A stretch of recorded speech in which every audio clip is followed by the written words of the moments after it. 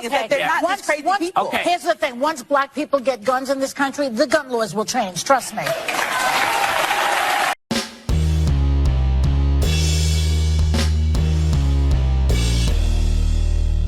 How's everybody doing? My name is Anthony Brian Logan, and today we got to talk about Joy Behar of The View, or The Spew, as my man Craig Long would say, talking about black people not really owning guns and saying that the gun laws would change if black people all of a sudden began to own guns. Now, I'm not really sure what world she lives in. I don't know where she's living at in her mind or in reality, but black folks, we have some guns. Oh, yeah.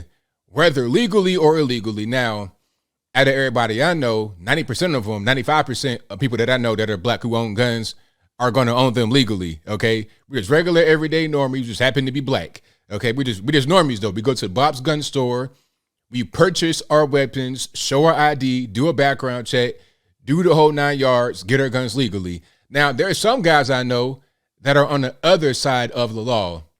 They could be on the other side of the wall. It might be in the penitentiary due to doing some illegal things with illegal guns. I do know a handful of guys like that, but the majority, 95% of guys I know, own our guns legally. What she's saying here is just not right. Now, I want to say a lot more, but first, let's roll the clip. In this clip, you're going to see an extended version of what you saw at the very beginning of this video. And after we get done with that, I'll come back. I'll talk about what was said there. Then I'll give you the rest of my 2 cents and my deep, detailed analysis. And then I'll wrap it on up with a nice bow on top. So without further ado, let's go ahead and roll it. What's right is right and what's wrong is wrong. And that is wrong. Okay, a man going in a grocery store and killing black people is wrong. Because they're black is wrong. And I can say that. And so I can't do anything more than be myself and be honest. We're not sitting on Fox News. We're sitting on ABC talking about real issues and having real conversations that I hope people can sit at the table that are conservative and are liberal and they repeat and have and get along to make real progress. And then do what Whoopi said and vote people in office that represent them, whether it's guns, whether it's about terrorism, whatever the issue is, that you can vote for conservatives or liberals or people in the middle that represent you. It'd be great if well, the and party Matthew represented. McConaughey kind of spoke to that. He said you have to find common ground right now. Yeah. Like we have to find a way to rise above this political back and forth and counterpunching because it's that urgent what's going on right now. And that's where I think the Chris Murphy interview, I saw what you saw, which is, yes, if I had it my way, I would snap my fingers. There's so many things I would do, but I'm not in a position to do that. So in order to do that, I'm going to have to give and take. But I want to do something because that But the Republican Party already has said, many of them,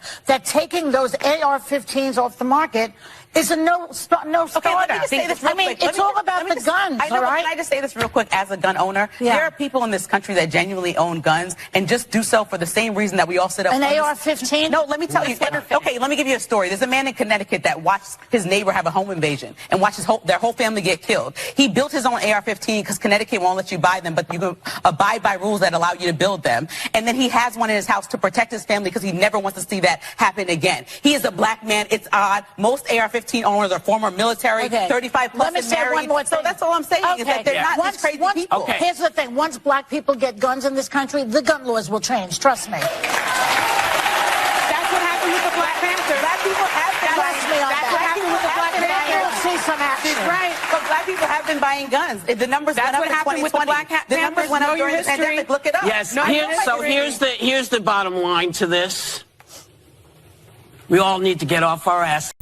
All right, so you saw that, you heard that. Now, this was a very interesting clip. From the beginning, I've seen the woman before that was speaking, the black woman. I forget her name. If I can remember it, I'll link to it in the box. But I've seen her before on The View, and she has some very good points. One point she made is a point that's kind of lost in this whole AR-15 argument. You know, all these women and people and just normies and gun control advocates, they're talking about the AR-15 like it's some kind of, like it's the worst weapon in the world. Like somehow an AR-15 has a higher rate of fire or a different kind of fire than another rifle that's not an AR-15, but it's a rifle nonetheless with the same kind of ammunition, 223, 5.56, or whatever the case may be. One thing that needs to be known is that being shot and killed by a rifle is pretty rare in America compared to being shot and killed by a handgun. Okay, that's not actually that common. And it's also not very common for a gun owner to own an AR-15. most people that own guns are going to own your basic handgun, whether it be like a Glock 9mm, something like that. Maybe a revolver, but something that is small, concealable. You could put it in your pocket, a purse, a book bag, or whatever the case may be. You could put it on your nightstand. You're not really going to have these big long guns that much. Now, I have allegedly purchased a couple of long guns. Allegedly, I had a carbine. I think it was 16-inch barrel, or 16 inch, and then I had a 10-inch AR pistol, allegedly, before the terrible accident where all the guns got lost. But that's a different story, and I digress. The whole point is that a guy like me would have long guns and handguns and shotguns and knives, a whole knife collection and everything else, but the average normie will usually just have a handgun, like one handgun, and that's it. So even owning a rifle is not very common. And she spoke about the statistics of those who own a rifle. A lot of former law enforcement, military, middle-aged kind of guys, or like 25 to 34 to 45. That kind of age group will typically be your long gun AR-15 owner. That's the first thing. But the second thing, why be racist here? I mean, let's just call it what it is. It's just racist to say that black people don't own guns. Like, where are you getting that from? Where are you getting that piece of information from? Maybe you heard that somewhere. Maybe somebody told you that. Maybe you were watching television and somebody said it and you ran with it. And maybe you think that there would be certain laws passed to prevent black folks from being able to protect ourselves because that'd be a threat to white people. But see, the problem is that there are already a bunch of prohibited possessors who are black in America who shoot and kill all day, every day. And they're not shooting and killing white people that much. Well, they are, but not as much as they're shooting and killing each other. Here's the statistics in case you have not heard it before. If you've been here for a while, you know what I'm going to say. But if you're new to the channel, this may be new to you as well. Now, black people, and I won't get into the male versus female because most crime is committed by males. So I won't get into that. I'll talk about just the population of black people in America. Black people represent about 13% of the U.S. population. Also represent 52% of all murderers in the country and 48% of all the murder victims. So how are we 13% of the population, 52% of all the murders, and 48% of all the murder victims? Is because we have a very high rate of crime and violence against each other. And I would say the majority, probably overwhelming majority of that is with illegal weapons, with prohibited possessors, the guys that should not have guns, a lot of stolen weapons, weapons that are brought across the border from Mexico, etc. That's what's going on. I saw this video that I put on my live stream of these guys, young boys out there, I think in New Orleans, shooting a music video. These guys have all kind of guns, just playing with them, moving them around. Very good trigger discipline. They're not putting their booger hook on the they're not putting their finger on the trigger or in the trigger guard. That's good, but still, I mean, where are they getting their guns from? Do you think all those young guys in that video just got their guns from Bob's gun store? Like, hey, my name is Gabe Wilson, and I like to buy a rifle. Here's my identification. Here's my social security number. I fill out the background check, and we're done. You think that's what's going on? These guys out there in the street are not going to do any of that.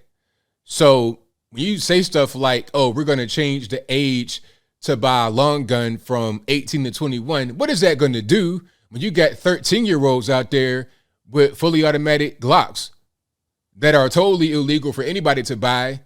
It doesn't matter if you're 18 or 118. It's illegal, period, for anybody to buy, yet they have it. So we're talking about changing the age to buy a long gun. Like, okay, hear what I said. They have fully automatic Glock pistols, handguns, fully automatic, totally illegal. But we're talking about AR-15s. Most of the crime is done with handguns. You got fully automatic handguns that are totally illegal in the hands of 12 and 13-year-olds who are active gangbangers 99% of the time. That's going on, but where's our focus? Oh, on the AR-15, because there's some publicized mass shootings. It doesn't make any sense. This whole thing is silly. It's racist to think that we don't own guns, or we own plenty guns.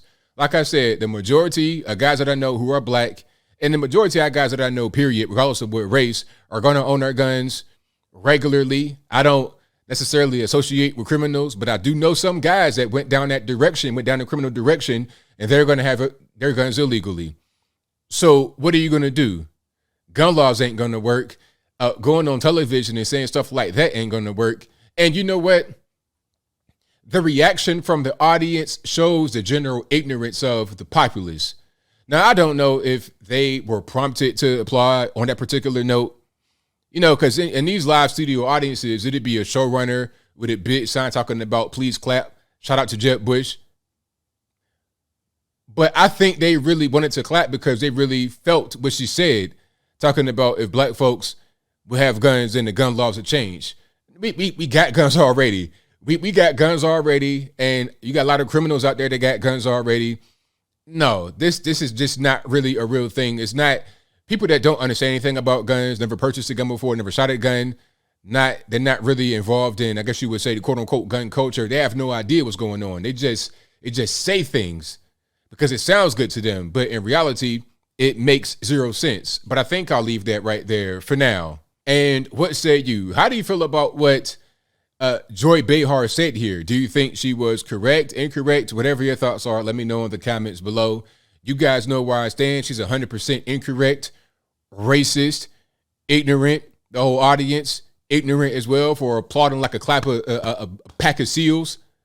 You see, we have guns already, 99% of the time legally. Some guys got them illegally. There's a really bad crime problem in the country. And I can make one more point here.